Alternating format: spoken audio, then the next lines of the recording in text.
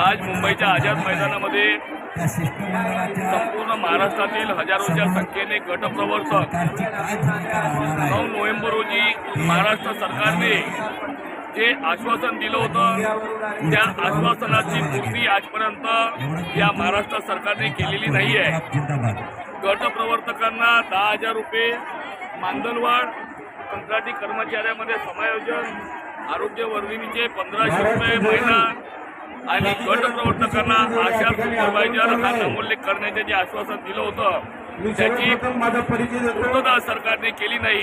त्यामुळे महाराष्ट्रातील हजारोच्या संख्येने आशा वर्ग या विधानसभेच्या अधिवेशनावर इथे जमलेल्या आहेत आणि सरकारला एकच मागणी करत आहेत की आज आम्हाला दिलेल्या आश्वासनाची आपण पूर्तता करावी, अन्यथा आम्ही पुढील अधिवेशनामध्ये सरकारला त्यांची जागा दाखवल्याशिवाय आम्ही राहणार नाही।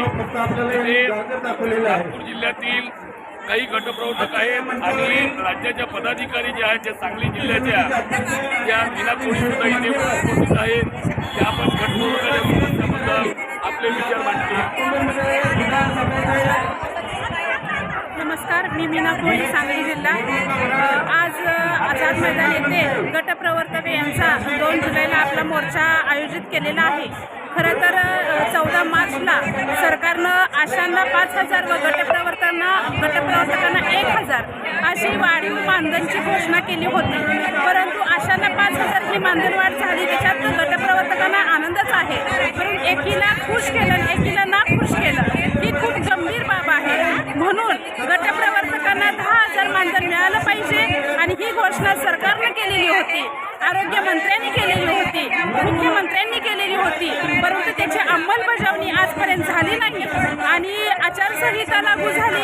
आचारसंहिता झाल्यानंतर निवडणुका लागल्या, त्यामुळे गटप्रवर्तकांचा हा प्रश्न आहे ते प्रलंबित राहिला आणि हा प्रलंबित प्रश्न आहे तो घेऊन आता जे पावसाळी अधिवेशन चालू आहे त्या पावसाळी अधिवेशनामध्ये गटप्रवर्तकांचा हा प्रश्न आहे ते मार्गी लागला पाहिजे।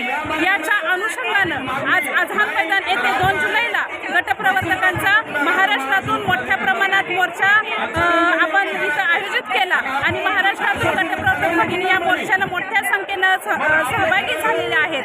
परंतु आज जर गटप्रवर्तकांचा प्रश्न मार्गी लागला नाही तर येणाऱ्या ज्या विधानसभा असतील, ज्या निवडणुका असतील, त्याच्यामध्ये आम्ही खरोखर या सरकारला आम्ही दाखवून देऊ की आज महिला काय करू शकतात। येणाऱ्या निवडणुकीवरती आम्ही बहिष्कार टाकू, उघड आम्ही या सरकारच्या विरोधात आम्ही प्रचार करू आणि या महिला काय आहे ते आम्ही दाखवून देऊ। आमचा प्रश्न हा लवकरात लवकर प्रलंबित आहे, तो मार्गी लागला पाहिजे।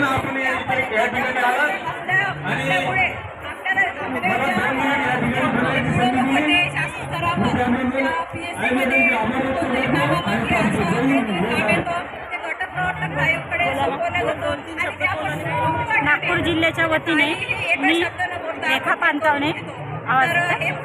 पानतावणे शासनाला माझं एवढंच म्हणणं आहे की शासनाने जो आम्हाला आश्वासन दिलं आहे त्याची पूर्तता करावी आणि त्या समोरच्या इलेक्शनमध्ये शासनाने आपली जागा पाहून घ्यावी। आताच्या ज्या निवडणूक झाल्या त्याच्यामध्ये त्यांना आम्ही दाखवून दिलं आहे की आमची एकी काय आहे। त्यांनी लवकरात लवकर जे आता चालू आहे त्याच्यामध्ये आमच्या याच्यावर सही करून आम्हाला 10,000ची जी मागणी आहे ती पूर्ण करावी।